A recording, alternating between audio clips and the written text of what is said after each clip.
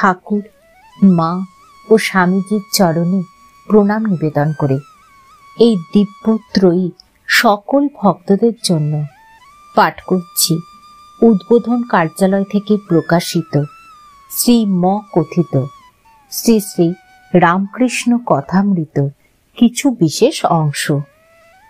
আজ পাঠ করব ভক্ত সঙ্গে শ্রীরামকৃষ্ণ পর্বের পঞ্চম পরিচ্ছেদ, শ্রীরামকৃষ্ণ ও আচার্য শ্রী বেচারাম বেদান্ত ও ব্রহ্মতত্ত্ব প্রসঙ্গে। সন্ধ্যার পর আদি সমাজের আচার্য শ্রীযুক্ত বেচারাম বেদিতে বসিয়া উপাসনা করিলেন। মাঝে মাঝে ব্রহ্ম সঙ্গীত ও উপনিষদ হইতে পাঠ হইতে লাগিল। উপাসনান্তে শ্রীরামকৃষ্ণের সঙ্গে বসিয়া আচার্য অনেক আলাপ করিতেছেন। শ্রীরামকৃষ্ণ: আচ্ছা, নিরাকারও সত্য আর সাকারও সত্য, আপনি কি বলো?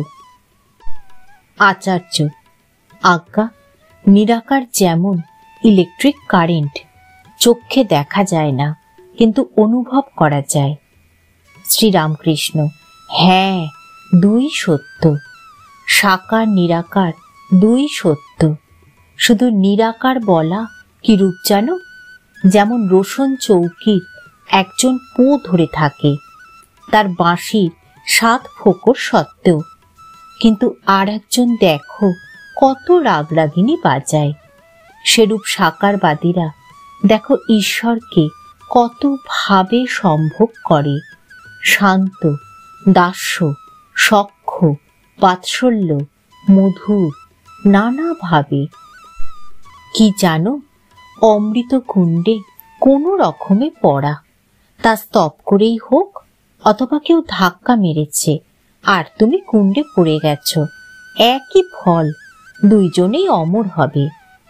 ব্রাহ্মদের পক্ষে জল বরফ উপমা ঠিক। সচ্চিদানন্দ যেন অনন্ত জলরাশি, মহাসাগরের জল। ঠান্ডা দেশে স্থানে স্থানে যেমন বরফের আকার ধারণ করে, সেইরূপ ভক্তি হিমে সেই সচ্চিদানন্দ ভক্তের জন্য সাকার রূপ ধারণ করেন। ঋষিরা সেই অতীন্দ্রিয় চিন্ময় রূপ দর্শন করেছিলেন, আবার তার সঙ্গে কথা কয়েছিলেন। ভক্তের প্রেমের শরীর ভাগবতী তনু দ্বারা সেই চিন্ময় রূপ দর্শন হয়। আবার আছে ব্রহ্ম অবাঙমনস্গোচর। জ্ঞান সূর্যের তাপে সাকার বরফ গলে যায়। ব্রহ্ম জ্ঞানের পর, নির্বিকল্প সমাধির পর আবার সেই অনন্ত বাক্য মনের অতীত অরূপ নিরাকার ব্রহ্ম। ব্রহ্মের স্বরূপ মুখে বলা যায় না, চুপ হয়ে যায়।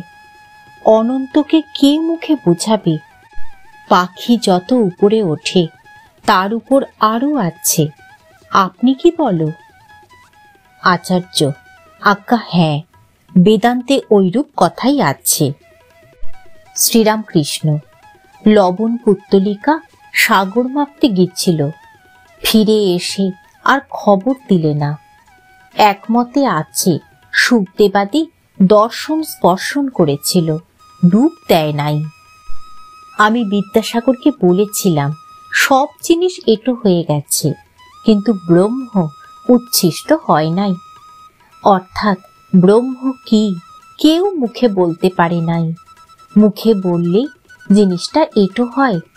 বিদ্যাসাগর পণ্ডিত শুনে ভারী খুশি। কেদারের ওদিকে শুনেছি বরফে ঢাকা পাহাড় আছে, বেশি উচ্চে উঠলে আর ফিরতে হয় না। যারা বেশি উচ্চেতে কি আছে, গেলে কিরূপ অবস্থা হয়, এসব জানতে গিয়েছে, তারা ফিরে এসে আর খবর দেয় নাই।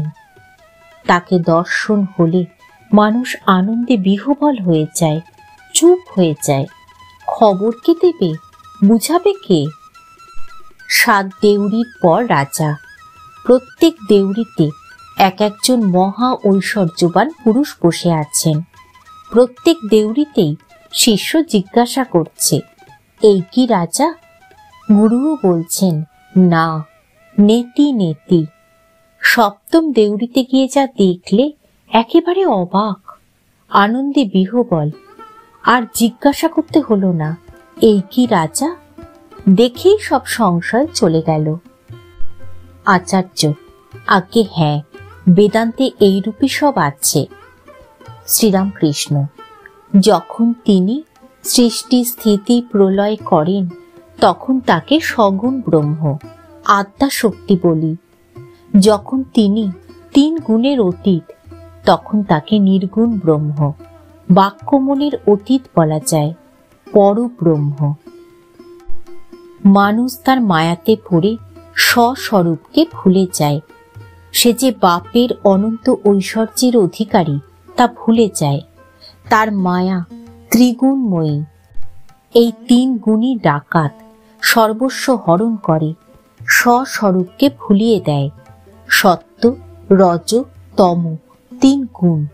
এদের মধ্যে সত্যগুণই ঈশ্বরের পথ দেখিয়ে দেয়, কিন্তু ঈশ্বরের কাছে সত্যগুণও নিয়ে যেতে পারে না। একজন ধনী বন পথ দিয়ে যাচ্ছিল। এমন সময় 3 জন ডাকাত এসে তাকে ঘিরে ফেলল ও তার সর্বস্ব হরণ করল। সব কেড়ে কুড়ে নিয়ে একজন ডাকাত বললে, আর একে রেখে কি হবে, একে মেরে ফেলো। এই বলে তাকে কাটতে এলো। দ্বিতীয় ডাকাত বললে, মেরে ফেলে কাজ নেই, একে আষ্টে পিষ্টে বেঁধে এইখানে ফেলে রেখে যাওয়া যাক, তাহলে পুলিশকে খবর দিতে পারবে না। এই বলে ওকে বেঁধে রেখে ডাকাতরা চলে গেল। খানিকক্ষণ পরে তৃতীয় ডাকাতটি ফিরে এলো। এসে বললে, আহা, তোমার বড় লেগেছে না, আমি তোমার বন্ধন খুলে দিচ্ছি। বন্ধন খুলবার পর লোকটিকে সঙ্গে করে নিয়ে ডাকাত পথ দেখিয়ে দেখিয়ে চলতে লাগলো। সরকারি রাস্তার কাছে এসে বললে, এই পথ ধরে যাও, এখন তুমি অনায়াসে নিজের বাড়িতে যেতে পারবে। লোকটি বললে, সে কি মহাশয়, আপনিও চলুন, আপনি আমার কত উপকার করলেন, আমাদের বাড়িতে গেলে আমরা কত আনন্দিত হব। ডাকাতটি বললে, না, আমার ওখানে যাবার জো নেই, পুলিশে ধরবে। এই বলে সে পথ দেখিয়ে দিয়ে চলে গেল। প্রথম ডাকাতটি তমগুণ, যে বলেছিল একে রেখে আর কি হবে, মেরে ফেলো, তমগুণে বিনাশ হয়। দ্বিতীয় ডাকাতটি রজগুণ, রজগুণে মানুষ সংসারে বদ্ধ হয়, নানা কাজে জড়ায়। রজগুণ ঈশ্বরকে ভুলিয়ে দেয়। সত্যগুণই কেবল ঈশ্বরের পথ দেখিয়ে দেয়। দয়া, ধর্ম, ভক্তি এসব সত্যগুণ থেকে হয়। সত্যগুণ যেন সিঁড়ির শেষ ধাপ, তারপরেই ছাদ। মানুষের স্বধাম হচ্ছে পরব্রহ্ম। ত্রিগুণাতীত না হলে ব্রহ্মজ্ঞান হয় না। আচার্য: বেশ সব কথা হলো। শ্রীরামকৃষ্ণ সহাস্যে: ভক্তের স্বভাব কি জানো? আমি বলি, তুমি শুনো, তুমি বলো, আমি শুনি। তোমরা আচার্য, কত লোককে শিক্ষা দিচ্ছ। তোমরা জাহাজ, আমরা জেলে ডিঙি। সকলের হাস্য। ঠাকুর, মা ও স্বামীজির চরণে প্রণাম নিবেদন করে শেষ করছি আজকের পাঠ।